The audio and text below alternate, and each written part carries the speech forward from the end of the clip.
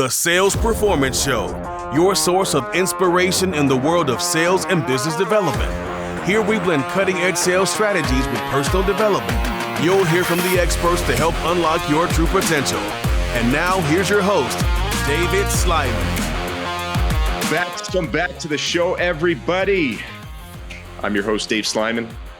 On this show today, we are going to be discussing lead generation and sales development. We have a guest who's a CEO and the best in his craft. He's a trailblazer. He's an entrepreneur, outside the box thinker. He's going to give you his philosophies, his ideas about lead generation. And I got to tell you, when I met this guy recently from one of our past guests, immediately I knew he had pace and purpose. He's a true leader. He knows what he's doing. So Brian Elias, welcome to the show. Well, thank you for having me. I really appreciate the invite. Absolutely, man. Thanks for being here. So listen, for our guests, give them a little bit of history. You're a self-made guy, right? Talk to them a little bit of history about the companies you've had, and we're going to dig into the today's success and all that good stuff. But can you unpack that just a little bit? Of course I can. I started off knocking on doors, working for somebody else, drumming up leads, because that's all I knew how to do. And after a while, I started selling for them, and I said, I can do this. So that's where I really left it. And from there, I said, well, I think I'm going to start my own company. So I started my own company, went to work. My business was knocking on doors, and that's how I drummed up the business. And then I realized pretty quickly that if I'm knocking on doors, drumming up the business, selling the business, running the operation, the whole 9 yards, I was going to have to hire people to replace myself. So that's exactly what I did. I hired people to replace myself. So the first thing I did was I was naturally charismatic, so it was easy for me to go out and knock on doors. But telling somebody else to go out and knock on doors was really hard. So I actually wrote the script. Hi, how you doing? Sorry to bother you. The reason why we're stopping by, and notice you have the old replacement windows in your home, and wondering if you ever had a price on them yet. And using the word yet sort of like said, you're going to be doing this soon. Right. So I wrote that script, and then I practiced my own script and made sure that anybody could do it. So I really built a system where anybody could take that responsibility. And that's exactly what I went and did. And it's been a wild, wild ride ever since. So what I realized is in every area of your business, you must learn to replace yourself. And that's really the mission that I did. So we replaced ourselves, and in every section. And I model myself after my favorite company in the whole world, which is McDonald, because it's not like they're using geniuses, okay, or college educated people or anything like that. What they've done is they've built a system that is entirely operable by anybody, and that's the direction we've really gone. And I've had a riot doing that. So great. And I come from that same deal. I started my first business knocking on doors. And after time, I knew that the only way that I was going to be able to grow it is if I could lay down a foundation like you're talking about here. And listen, we're going to talk about this a little bit, but I didn't realize in the beginning that the other professionals weren't me. And that was really hard for me. So I was expecting them to operate like me, do it like me. And then I soon realized that people can't do it. And you got to make it more easier for them to digest and then bring it out. So you made a good point on that. And I realized that you have to just sort of dumb it down for everybody. You have to create a system that works. I mean, nobody at McDonald's knew how to cook a burger. They have a system to teach you. Nobody knew how to take an order. They have a system to teach you. In fact, that person who works at McDonald's, if you think about it, they're also a salesman, because what happens is you'll order a quarter pounder with cheese, French fry, and a Coke. And, immediately on the screen, it's telling them, offer them an apple pie. Would you like to try an apple pie? For just $1 more. All of a sudden, that's $1 billion. Right. Just by changing the script. So that to me is really the advantage of the whole process thing. So I'm very process driven, and to make sure that our processes outperform any people. So there's no job that we have in our company below leadership that we couldn't train somebody to do with the right skill set. Right. Right. And your KPIs, right? I mean, I know you're a guy, you're just like me. You've got to know the KPIs. You've got to know where you are and whether it's going good or whether it's not going good or going bad. You have to know where to put pressure.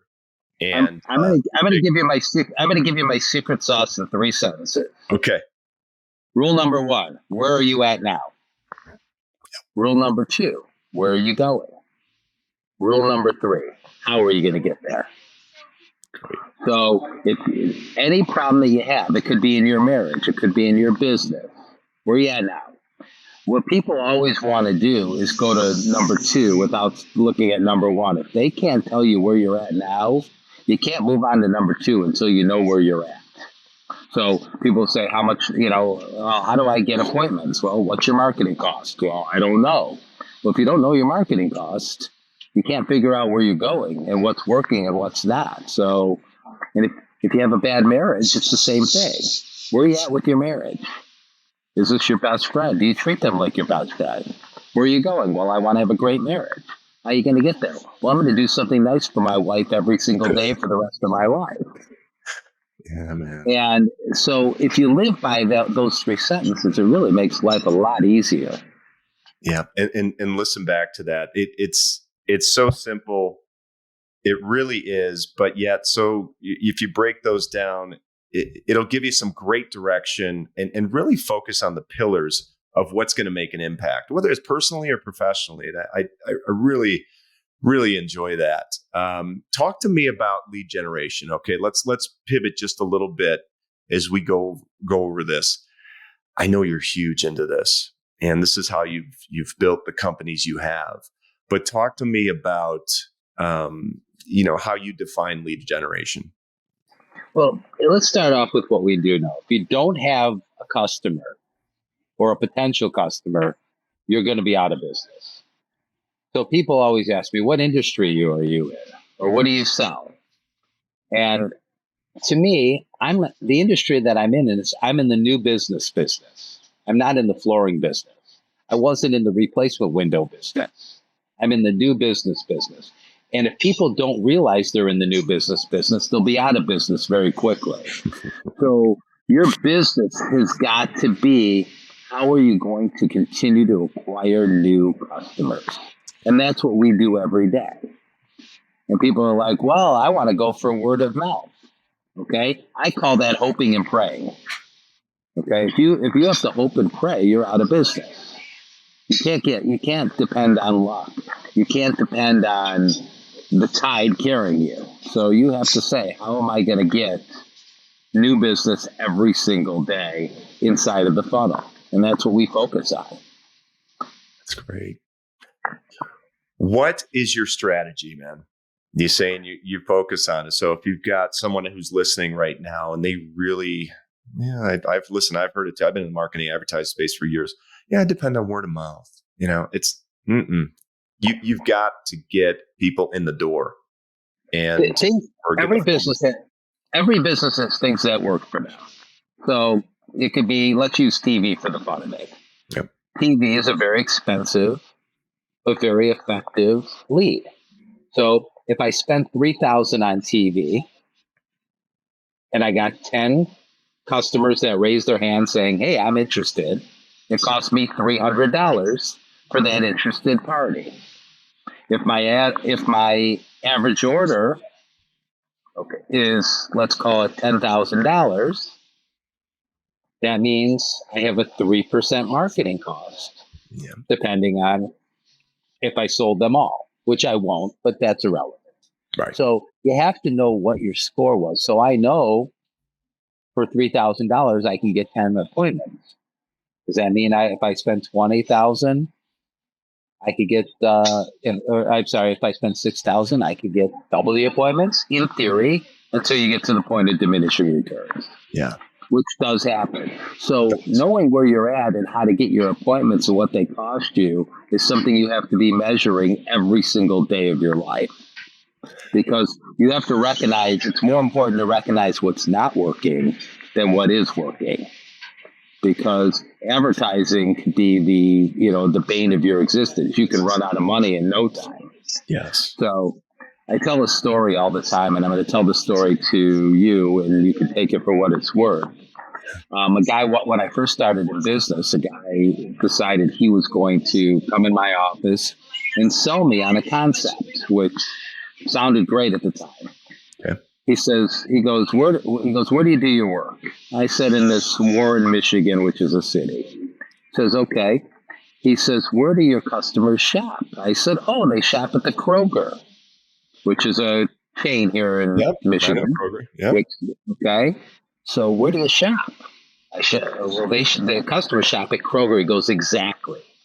He says, take a look at the back of this register receipt. We can make sure that every single one of your customers sees your brand on the back of the register receipt. And I go, wow, what a great idea. Brilliant.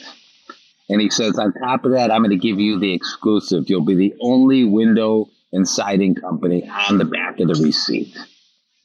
He says, so they'll get other coupons, but none of them are competing with you. I'm like, oh my God, this is brilliant. Okay. And at that time, it was $1,000 a month, which doesn't seem like a lot, but it was. Yeah. For me at that time, it was a lot of money. So literally, I hired people to man the phones. And so day one, he says, you're on, you're all set. So we're waiting by the phone and nothing's happening. I'm like, maybe their registers still have the old receipts in it and they haven't cleared them all out yet. I just don't understand. So being the entrepreneur that I am, I went to the store, bought something at the store. And I thought, wow, that should work. So I looked and there I was right on the back of the receipt, just like they promised.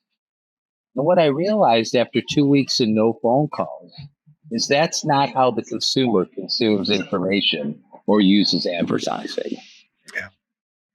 And I realized that if you don't pick the right advertising, you're making a mistake. So things like park benches. I've never made a phone call off of a park bench.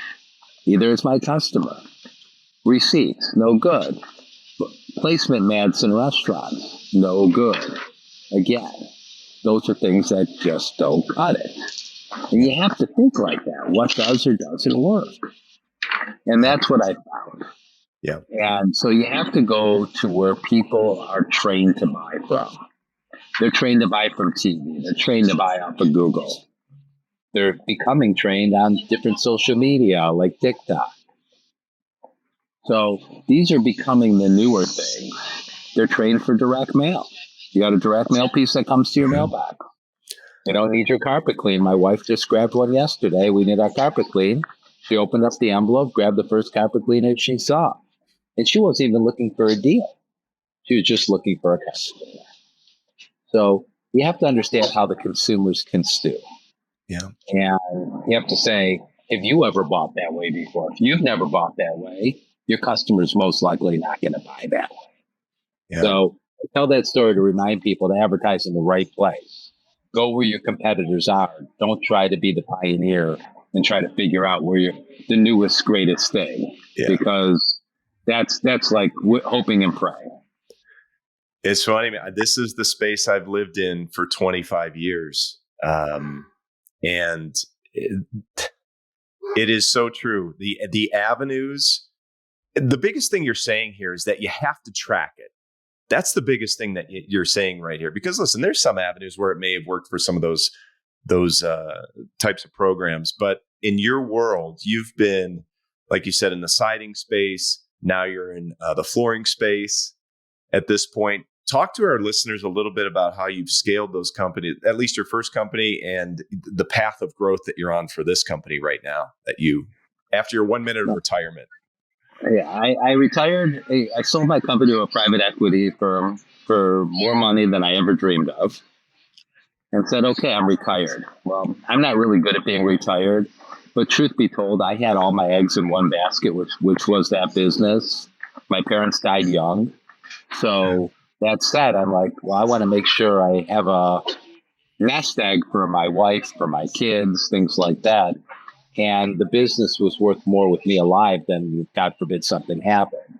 So I wanted to basically flip it for cash, which I did, the majority. I still sit on a board for them, and they're great people.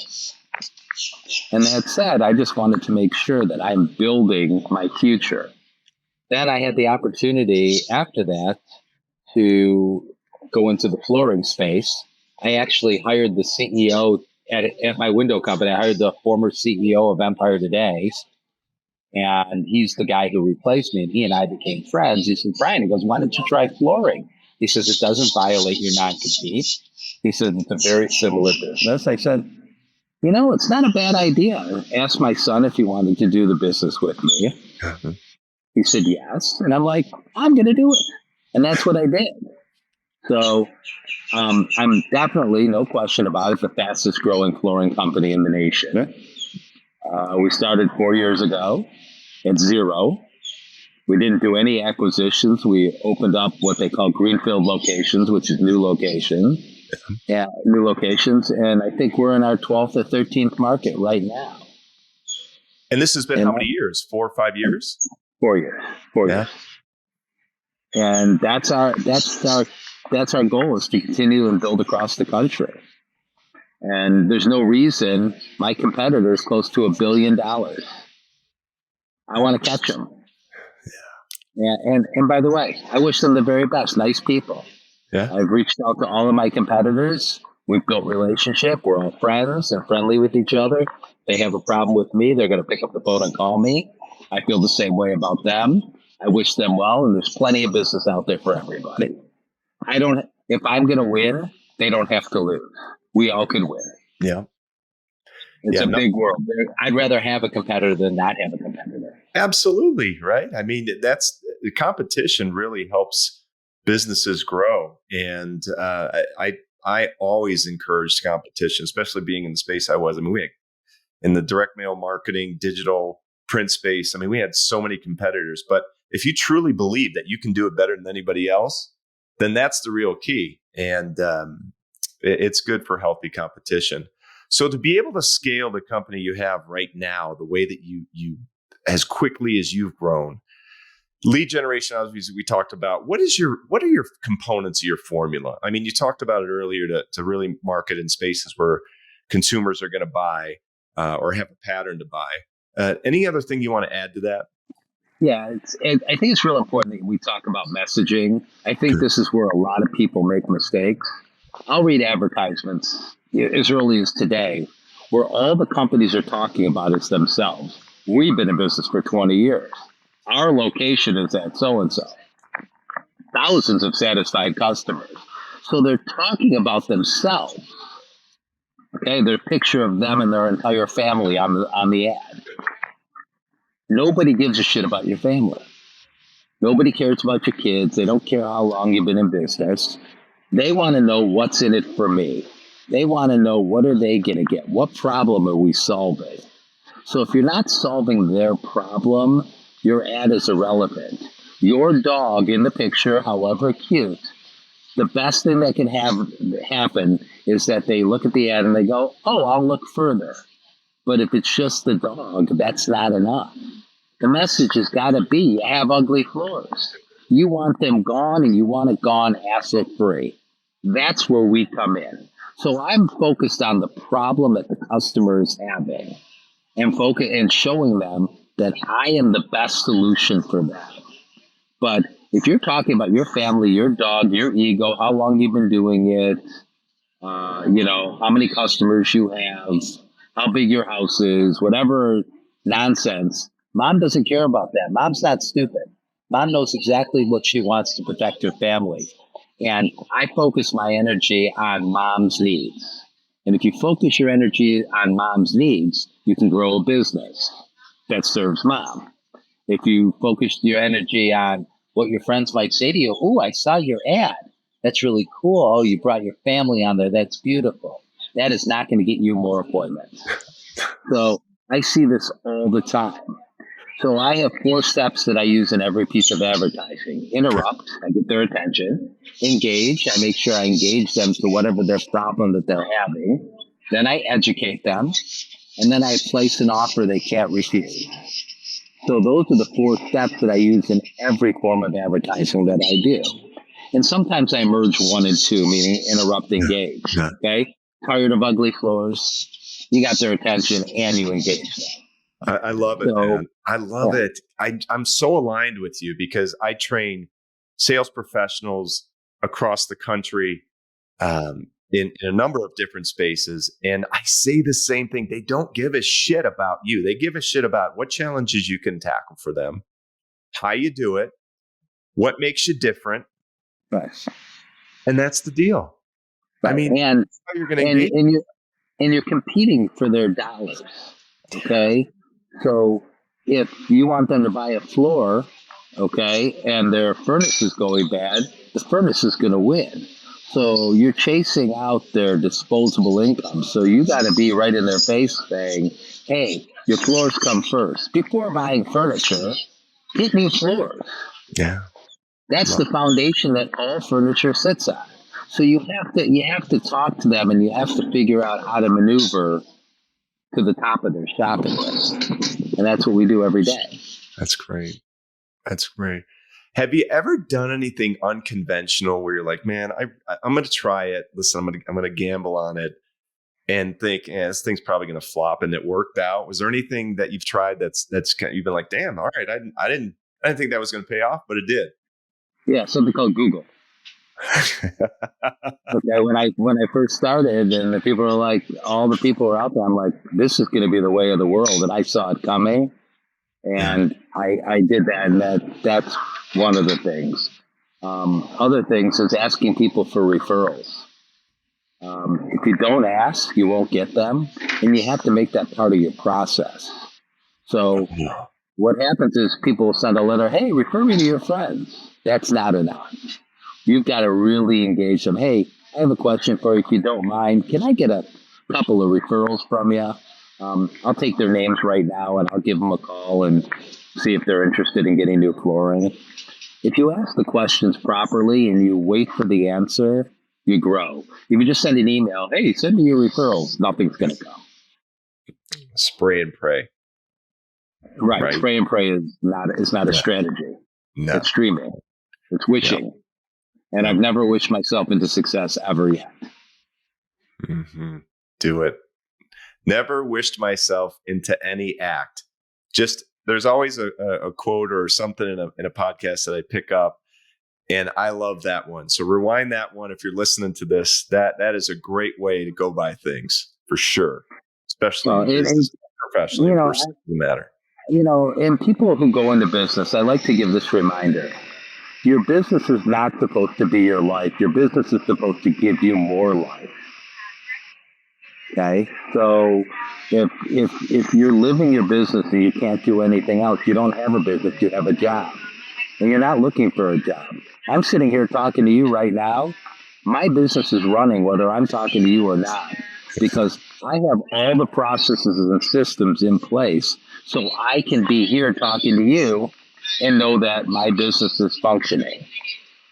And I'd like to believe that it functions better with me there, but not that much better. Yeah. Yeah. I want to touch on this question because it's for years I was doing in the weeds, building the businesses. And now I have this outside in approach where I do a lot of consulting work, and it is a different perspective, which I really enjoy. When you're a charismatic CEO running a company like you have this vision and you're growing quickly. And I don't know how many employees do you have within your system? 100. Right. 100. Okay. 300, 350. I'm guessing. What do you think is the most important element for you have a vision of how you want this company to run. And if you were on the streets right now and you were talking with somebody, you would have a dialogue in the way that you would want to do it. And I'm sure you translate that down to your team, but how do you make sure that that gets translated for the people who are on the front lines, leading the charge, delivering it the way and your vision and how you want it done to a point where it's, the reason why you want it done the way you want it done is because the results are going to be there. When you grow an organization that big, how do you make sure that that doesn't get watered down and get lost? So I'm gonna give it to you real simply. Okay. There's actually 4 steps. 4 steps. Number 1, what is your strategy? Number 2, what are your processes? Number 3, who are your people that are running those processes? And number 4, data. And when I say data, you have to measure everything to see how you're doing. So if you know you're getting better or getting worse. Yes. So if you think to yourself, how do you get that information to your team? You have to write your strategy. Everybody has to know what your strategy is. My strategy right now is to build the most trusted flooring company in America. That is our strategy. Okay, which will in turn make me the largest flooring company in America. So how do you become the most trusted? You live a set of values that make you the most trusted. So that's my mission. That's my strategy. Great. And people don't have to have as lofty as a goal as I do. I'm not doing it for the money. I'm doing it for the fun of it. Right. I want to build something that no one else has built. I actually legally work for my 27-year-old son, who's brilliant, and I'm his employee. And we set it up that way because, for all intents and purposes, I've made enough money in my career that I don't need more. I want to work with him and have him have the same joy that I had of building something really big. And this will be bigger than what I built. And so strategy, process, people, data. And if you just can remember those 4 things. So when I start to say to you, what's your strategy? You're in your business. What's your strategy to get more customers or more clients for your consulting firm? You have to have a strategy. What's your plan? How are you going to do it? Well, I assume one of the things you're going to do is you're going to have these podcasts out there that's going to say, hey, I'm your guy. It's going to say you're sitting on one. Right. I mean, that's what it's for. So you have to have a strategy on how you're going to do that. You can't be everything to everybody. Yeah, that's the truth. You cannot be everything to everybody. That is the truth. So that's great. To me, you have to look in the mirror and say, okay, what's my plan? And does everybody know my plan? You don't have it in writing. You don't commit to writing. You don't have anything. You got a wish. Yeah. You have a dream. Putting it down is 50% of it, maybe even more. But you've got to put it down. You have to put it on paper. You have to put it you can't have it just a process in your head. And again, that's the translation we're talking about. That's a real key component. So I want to make sure we touch or really hit that on the head. So if so your strategy has to be known and owned by all. So when you hire a person, you're going to take them and you're going to talk to them about your strategy from day one. And you're going to continue to talk to your team about it from day one. So what we do is in every department, we say, okay, our mission is to become the most trusted flooring company in America. How is my installation department going to handle that? How is my marketing department going to handle that? How is my IT department going to handle that? How is my HR department going to handle that? So you got to hire the right people, all of those things. And you have to hire to your core values. I'm going to tell you our core values. I know them by heart. We use an acronym called RESPECT. R stands for responsible. That means you own it. E stands for enterprising. That means you'll figure it out if there's a problem. Okay. S stands for system driven. I don't want people solving new things in new ways.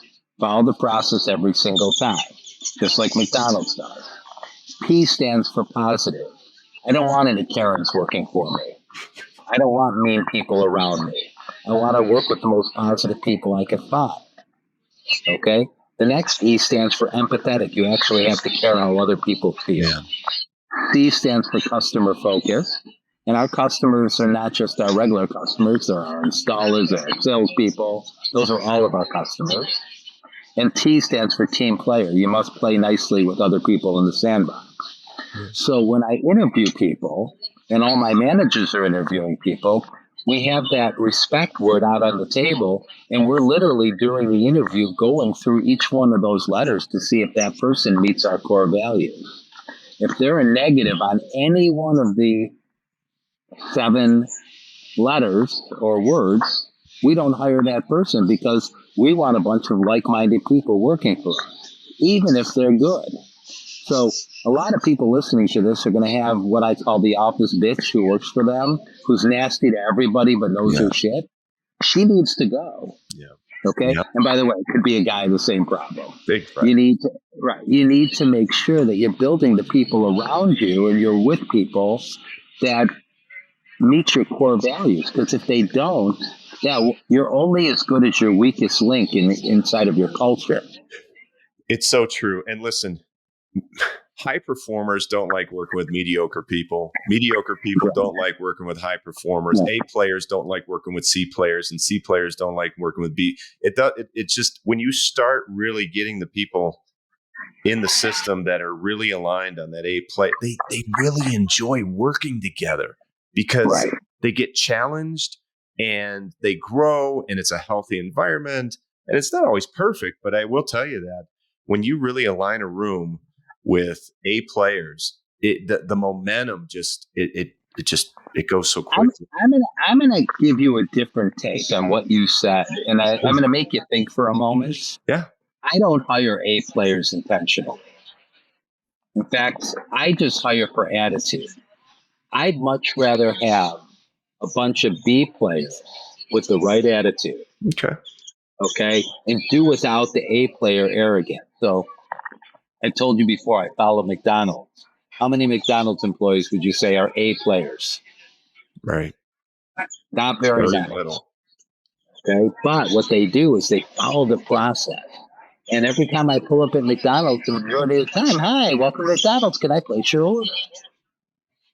So they're following the process so well that ordinary people can get extraordinary results. And that's what I focus on is the ordinary. So I don't find it difficult to find talent because I'm hiring for attitude and training for skill. Now, will I build superstars? Yes. Will I build those A players? Yes. Do I look for experienced people in flooring? I don't. I look for experience and attitude. I'll teach them flooring. That's the easy part. No, I agree with it. Listen, I do agree with that A player mentality. There's people who may have not had the right opportunities, but you and I have been in business long enough that we can tell when we can move somebody into an A player role. And you and I both know this. It's not about your skill set and your knowledge, because that can all be taught. What it comes down to is work ethic and attitude. I mean, because if you got an A player who has a shitty attitude, well, that's not an A player to me. That's a C player, to be honest with you. So hire for attitude, train for skill. Yeah. Teach them your process. Teach them your system. I have, I work, I want 10 forms of advertising out there. I'm going to measure how each 10 are working. I'll see how much it costs per appointment for each one of those. And that's what we measure every single solitary day. So good, man. Yeah, a lot of work. And if you think about it, my business is just basically like an airplane. You got X amount of seats on the airplane. And what I got to do is I got to fill those seats every single solitary day. So that, because once that plane goes out, you're done. So if you didn't sell the seats, you have openings, and that means you lost money. If you can come close to filling that plane, everything over and above a certain amount, it all goes to the bottom line. And that's the direction that we think.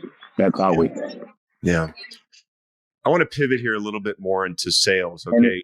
Because lead generation is, you could have all the lead generation in the world, but if you can't have, if you don't have a strong sales team to execute on that, it's all for naught. So how do you balance? Because I've seen organizations, I'm not saying that this is in your organization, but I've seen them where marketing people are saying, well, we're doing the marketing and the salespeople need to do better. Or the salespeople are going, you know what? We need better marketing. right? There's always that balance in there. Unfortunately. How have you been able to maximize that? And I think it comes back to a lot of philosophies you mentioned, but what's your strategy and some of your focus on that? Main thing is to train the people that anybody who raises their hand and says, hey, I am interested in getting a price on a floor, that is a great lead. Great lead. It's my job to figure out how to sell that. So we have, as a sales rep, your job is to prove beyond a reasonable doubt that you are the company to do business with. I'm going to repeat that one more time. Mm-hmm. Your job is to prove beyond a reasonable doubt that you're the company to do business with and you're the person to do business with. So if you think of it like that, it makes it easy. And the nice thing about sales that's not allowed in the courtroom, because that's where that saying comes from, is you're allowed to lead the witness in sales. You're not allowed to lead the witness, okay, in court. And the reason why is it's so powerful. That's why people don't take the stand in their own defense, because leading a witness is real easy. It's just a series of asking questions, isn't it? And I can force you to answer questions just by asking them. You like what I'm telling you so far, don't you? I can control the conversation with my question. So that's the power of sales, is asking questions and asking the right questions. Yes. So I'll give you an example. You walk into a retail store. Salesperson walks up to you and says, what? How can I help you? And what do you always say? No, I'm just looking. Right. And everybody says that. So why do you suppose they ask such a stupid question if they already know what the answer is going to be? Because they were poorly trained. They're talking about themselves instead of talking about the customer. Hi, how you doing? Did you hear about the sale we're having? Yes or no? Doesn't matter what the answer is. Oh, no, I have not. Great. Let me show you what's on sale. You thinking tops or bottoms? I'm going to go tops. Okay. Well, let me take you over the top, show you what's on sale, and show you the things that are not on sale, and then see what we can find that, will pique your interest. Fair enough? And that's, so by changing the question, you change the answer. There it is. So if you're not liking the results that you're getting, you got to change you. You can't change the customer. There's no such thing as a bum territory. There's a bum in the territory. Okay? and you might be the bum. But the sooner that you recognize that when you don't sell somebody, it's not the lead's fault, it's your fault, the better you get. That one hit me. I've never heard that one, but I'm going to take it eventually. But that was a really good one. I like to think that and by the way, I'm not, I barely graduated high school and never finished college. I was brought into college on probation. I dropped out of college. So I'm self-taught. I didn't read a book till I was 35 years old, ever. Not a single novel, nothing. I got through just by common sense, listening, and that's it. So I'm not educated. I'm self-taught. Yep. And I make it my business to learn something new every day. And the reason why I'll do podcasts for people like this is because I learned a ton along the way. And if I could help somebody's road be better and easier, that's my goal. We are so aligned because I was self-taught too out in the street. And I had some good mentors too. I mean, I had some people who guided me and helped me. But if there's one thing that you can do as a professional who's out there is pay attention to your questions. And I think that goes back to what you just talked about. The more engaging questions you ask, the more engaged you're going to get your potential customer. So let me ask you this question though, because you've worked with a lot of sales professionals through the years. Okay. You and I both, we've seen some really good ones. We've seen ones that have great talent who wasted it. We saw some that maybe didn't have as much talent, but were super successful. What do you think maybe one or two key elements that separate a great sales professional versus a mediocre or below average sales professional? Okay, there's two ingredients that make great salespeople. Number one is ego. Second is drive. So I want you to imagine for a moment you got 4 different columns. One has a big E, big D, which stands for big ego, big drive. Mm-hmm. One has little ego, big drive. One has big ego, little drive. Okay. And one has little drive, little ego. Okay. And so what you do is you take your salespeople that work for you and you ask yourself, which one of those four columns do they belong in? Your best salespeople are obviously the ones with the big ego, big drive. Mm-hmm. They're also your pain in the ass. That would be a guy like me. I have a big ego. I got big drive. Okay, I'm going to go off on my own. Yeah. Okay, and that's okay. The next one is a superstar for you. He's got a small ego and he's got big drive, and he's going to work his butt off every day. Okay, you want as many of those as you can get. Yeah. The nightmare is the third one. Okay, which is big ego and no drive. They can do it when they want to do it, but they don't want to do it. They like resting on their laurels. Those are the ones you have to really watch out for. And the last column, if you hired them as a salesperson, you're an idiot, because if they have little ego and little drive, they don't belong on your team. So those are the things that I look for when I'm hiring salespeople. It's great. Great perspective. Great way to really be in tune with somebody who you're interviewing and evaluating that. Love it. I love it. So I use something out of EO. I don't know if you know what EOS is. It's Entrepreneurial Operating System. If you haven't read the book Traction, you need to read it. But they have a theory that they use. It's called Get It, Want It, and Have the Capacity to Do the Work. So you have to take a look at your people. Do they get it? Do they understand it? Yes, they do. Do they want it? 50-50. You don't know. You got to talk to them, see if they want it. And do they have the capacity to do the work? I'll give you an example. My accountant, he understands sales. He's super sharp. That said, he's got the capacity, but he doesn't want it because he's not wired for sales. Yeah. He's wired to do books. No different than I understand accounting very well, but I am not wired to do accounting. So I don't necessarily have that capacity, and I don't want it. So those are the things you have to think about when you're hiring each person.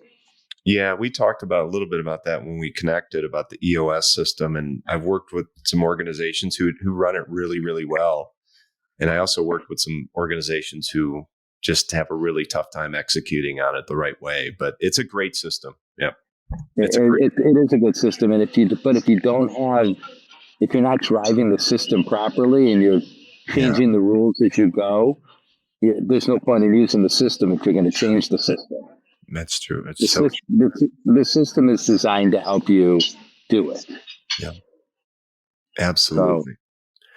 So all my businesses now, I'm EOS. So I recommend it. Yeah. All in. It's great. Well, listen, we're going to wrap up here, but I really want to ask you this question before we go. What advice would you give a business looking to improve their lead generation, their sales efforts, maybe on a more limited budget?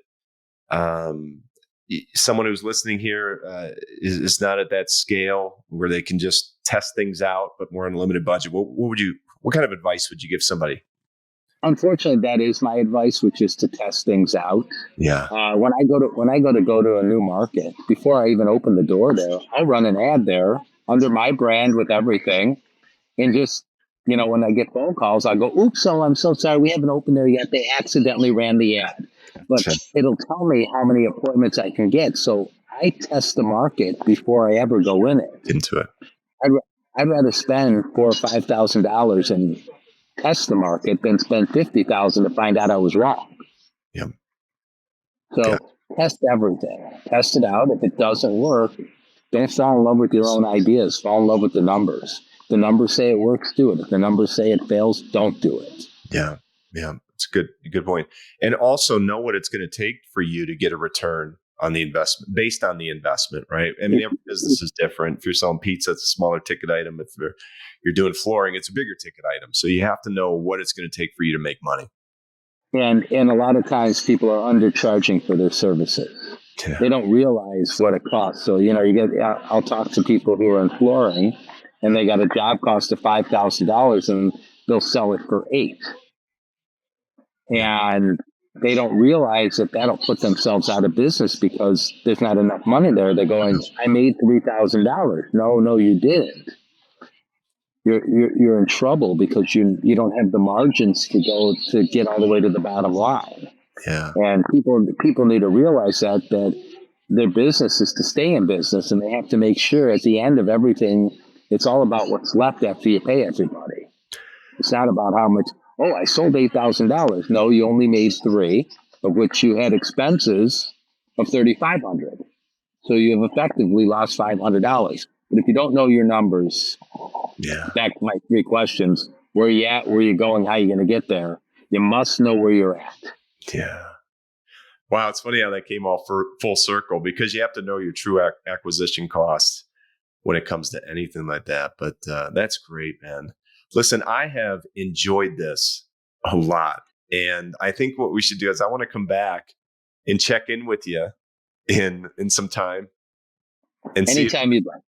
And see how you're progressing and be on top of the chain of that business, which the flooring business, which is a big one. Do you see any changes coming up in that business as we go along?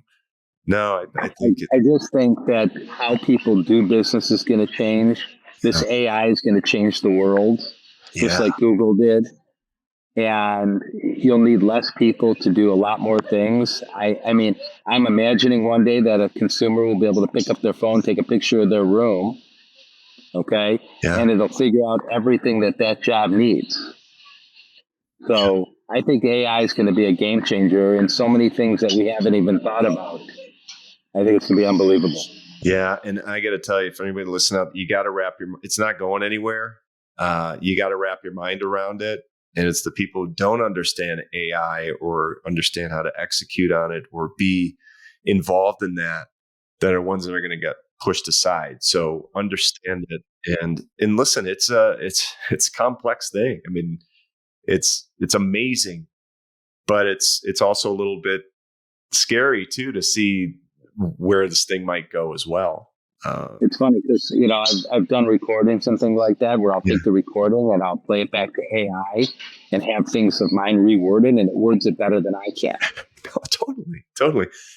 Have you heard of that company called Air? I mean, I'm not promoting them or anything, but so check this out. I get this, I can't remember when it was on. I don't know. It could have been Instagram or something like that, or maybe it was an email, or I don't remember.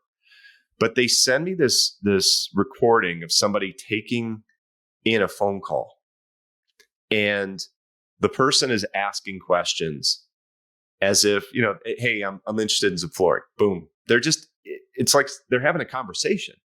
It was all AI. Yep. It was 100%. all AI.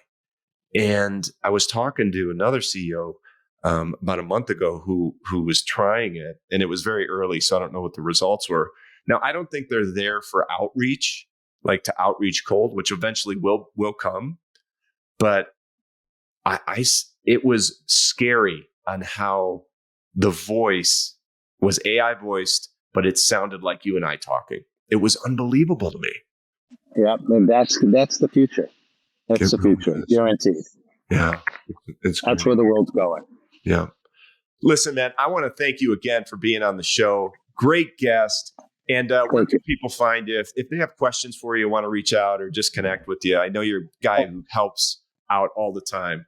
Happy to help. Yeah. I'm easy to find on LinkedIn. Yep. Under Brian Elias. Help yourself. My cell number is 248-866-2000. Feel free to send me a text. Great guy. He is a true pro, this guy. And I want to thank you all for listening to the show today. Check us out at salesproformance.com. Like the show, share it, and we will see you next time. Take care of yourself. Thanks.